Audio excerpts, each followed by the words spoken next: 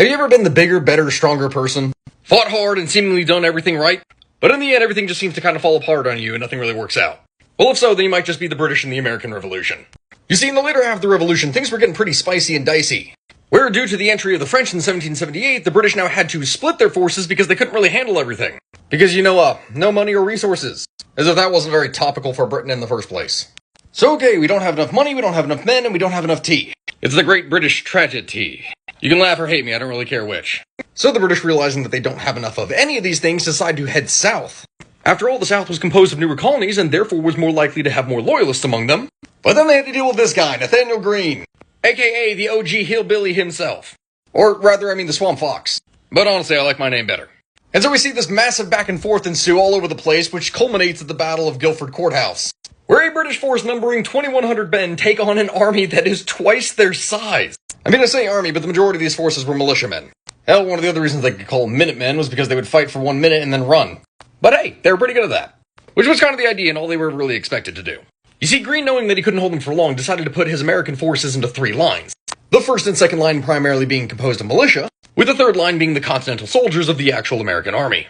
And the way that the battle went out basically played out like this. The Americans deployed on a field, the British showed up, the Americans fired even though they were kind of out of range, and then the British charged, just sending the entire first line into a retreat, abandoning their equipment as they fled. So the British continued to surge forward, but then they encounter much more resistance at the second line, which you can't really tell from this map, but is in a bunch of trees. I want you to imagine densely packed lines of men who are trying to maintain cohesion while wearing a bright red uniform in this forest.